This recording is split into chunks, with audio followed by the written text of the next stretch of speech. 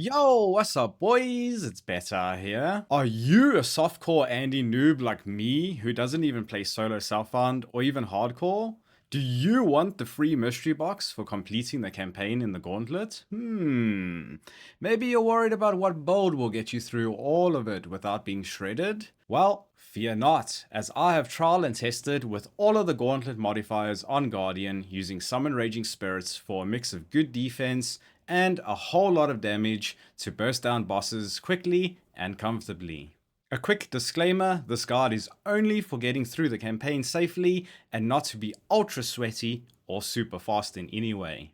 As all of the bosses will have a random ability from other bosses, I cannot predict them, but I will have updated boss tips on them as I do progress underneath the notes section in the Path of Building, whereby I have detailed information on each of the acts to make it easier on you. Starting off, acts 1 through 3 will be a little bit slow, but once you have done your first lab, it does speed up a lot and it does become a lot smoother. I will be continuing the build after Act 10 to farm for Blink Arrow and Mirror Arrow to switch to Bomber just to see how far I myself can get, but should you be interested, you can follow my live progress over on twitch.tv/beta_ah. Drop a like, share, and subscribe to my channel, it really does help me out a lot. First and foremost, before starting off, you need to mule Witch for any links and colors or extra armor pieces from the vendors along with Freezing Pulse. Once you have done that, then you can start your Templar and begin your journey.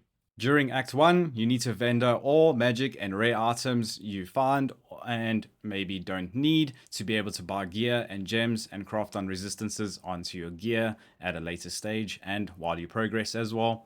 And then you need to check Nessa every 2 to 3 levels for an early +1 to fire skills wand. This will just improve SrS's damage way better. And then also do check the vendors for any 3 links that you may be missing. The colors that you will require is 2 blue, 1 red, and 2 red, and 1 blue. Alright, so from level 1 until 4, you will be using Freezing Pulse with Elemental Proliferation. This gives you a 45% chance to freeze enemies, making it a lot easier up until you can use SrS. And for easy row mitigation, use a shield and a armor piece along with any other armor items. This way, should your freezes and chills, or maybe you fail to dodge, then you won't get one shot by them, making it a lot easier for you to get through the area. Once you hit level 4, you're going to be dropping Freezing Pulse and using Summon Raging Spirits with Phantasms and Ruthless, and then along with that a Holy Flame Totem with your Elemental Proliferation, and then Frostblink for movement and Raise Zombie for meat shields. Once you get up to Brutus, you must have at least 400 life. Place your Holy Flame Totem in the area where he is and continuously cast SrS. And should Brutus move closer to you or hook himself towards you, then just back up to the previous area and then just keep on repeating that process and you will comfortably kill him, no problem. Once you have killed Brutus, you will have access to Melee Splash, Clarity, and Vitality for Sustain, and then obviously you're going to be swapping Melee Splash for Ruthless on bosses. This will apply to all of the bosses unless I've specified so in the notes. And then of course you need to keep all of the blue gems that you do acquire. This way you can vendor a 1x iron ring, 1x blue gem for a sapphire ring. You will be needing 2 of these for Merveil, and also if you have a spare transmute or 2, you can craft on additional cold resistances onto any piece of gear. And do just note that the gear does not have to be rolled in any way. You can still craft on any gear that is unrolled. Once you get to Merveil, you need to have at least 500 plus life along with cold resistance cap, and then obviously keep Holy Flame Totem on top of her while continuously casting SrS off screen just to make the fight a lot easier. And then please use Melee Splash instead of Ruthless. This way you can deal with adds much easier. Before progressing to Act 2, you need to set up your King's March to get mining so you can level up your town to enable shipping. This is very important, so that way you can get decent items as you progress through the acts and that from shipping, and you must send shipments that specifically use ore and not farm resources so you can get as many gear pieces as possible. Once getting into Act 2, of course, check Yena once again for +1 to fire skills on a wand, and then you will be needing a ruby and a topaz ring. This way you will have enough fire and lightning resistance just to get you through the act comfortably. And then you should also pick up a Jade amulet and a heavy belt for attribute requirements. Should you come across a Essence of Fear, then you must use it on a Calling Wand for the extra minion damage, and do so for the following acts should you find the Essence of Fear. Once you kill the Great White Beast, you will get a free rare heavy belt for strength requirements, and maybe you'll get something decent on it. And then in terms of the bandits, you must help Alira for the 15% to all elemental resistances. This way it's a lot easier for you to cap your resistances. And please do remember to do the Golden Hand quest in the crypt for your additional skill points. The most important thing for this act is Weaver, because it is the most deadliest boss that you can deal with, and you need to have at least 600 plus life, otherwise you will end up being one shot. And a awesome tip here is to use Arctic Armor to mitigate the massive amounts of physical damage. And of course, please do swap Ruthless for Melee Splash in your SrS to deal with the adds effectively, otherwise you will become overwhelmed. In terms of the Vol Overseer, all you need to do is just stay off screen, continuously cast SrS, and make sure you're not getting laser beamed. And other than that, it is very, very easy to deal with the fight. Once into Act 3, you should be able to acquire your first 4 link, and in that you'll be using Summon Raging Spirits alongside Melee Splash, minion damage, and minion speed.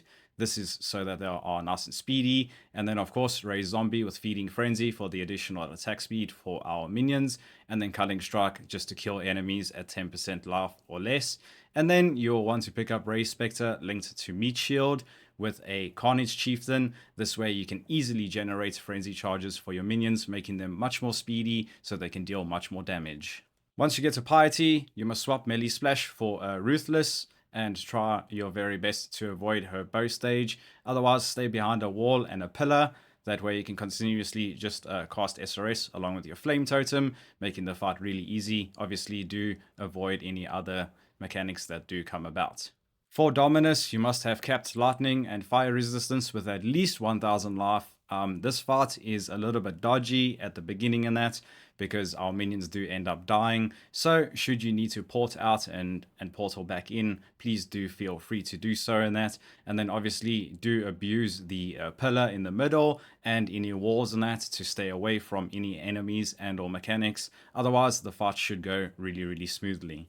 Once you get into Act 4, you will have access to multi-strike. You can swap out minion speed for multi-strike, but I would recommend using minion speed with Summon Raging Spirits. That way they can get to the enemies a lot quicker, making things much smoother. And then should you have the additional links and or supports in that, you can use Carrion Golem with Feeding Frenzy, minion speed, Culling Strike, and then Raise Zombie with multi-strike, minion damage, and minion speed. This will just further improve your damage. However, this is not necessary. You should do your normal lab when you get to the Crystal Veins for the Sentinel of Radiance, which needs to be resummoned every single 30 seconds. This minion does an absurd amount of damage, and it really does carry us through all of the acts in that. It is really, really good, and it should never ever die. And it also takes 20% of all damage from hits dealt to you to itself instead, making you a little bit extra tanky. In terms of Comb, you need to have capped fire resistance and at least 1300 life. The same goes for Deresso in terms of life and capped cold resistance. And then once you get to Malachi, you should have around about 1500 life as well. And please do just note that this fight can get really, really dodgy. So you need to pay attention to what is happening in that. Otherwise, just continuously keep on casting your SrS and it should go pretty smoothly, as now you will have a lot of damage. Once you get to Act 5 and you have completed the Key to Freedom quest, then you should pick up a Amethyst Flask for Chaos Resistance. This is for later on, and you can get your Granite Flask in Act 7 instead of picking up one right now, as the Amethyst will be more important for the time being. In terms of Innocence, you need to have at least 1800 life and capped fire resistance, but the fight will go really, really fast. And with Katava, you need to have at least 2200 life. And a really cool thing with Katava is that if you stay near the entrance, you can focus exactly what's happening on the entire boss arena and that, making it a lot more comfortable to get through the boss.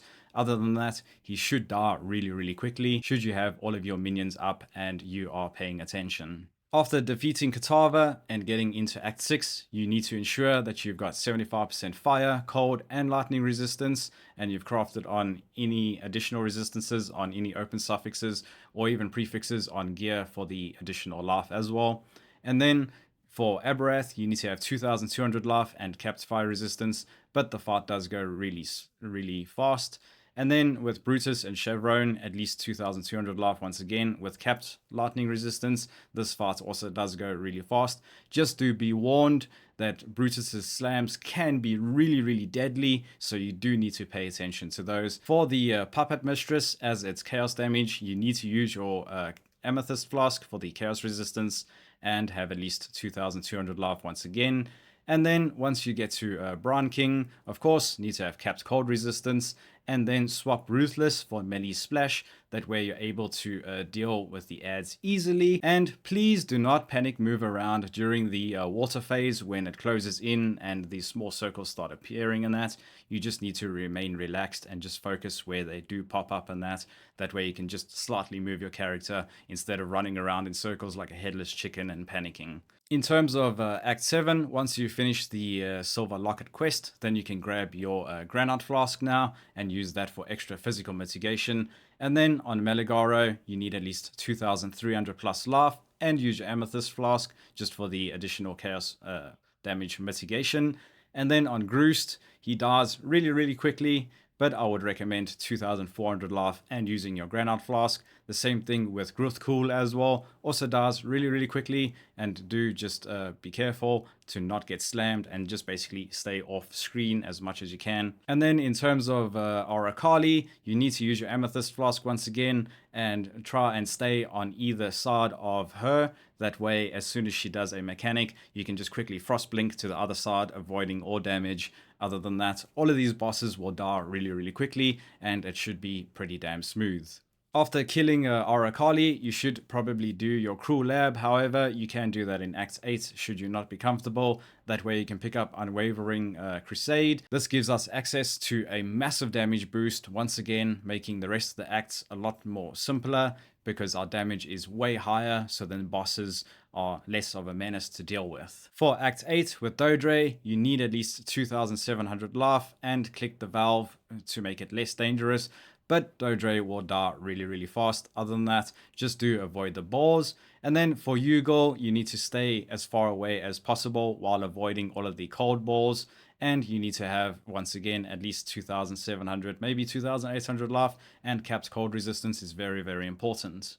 For Lunaris and Solaris, I'd recommend at least 3000 life. However, fully ramped up with our minions and staying near either side of the arena and that, they die really quickly, and it is really a fast fight, so you don't actually have to worry too much about dodging mechanics and that.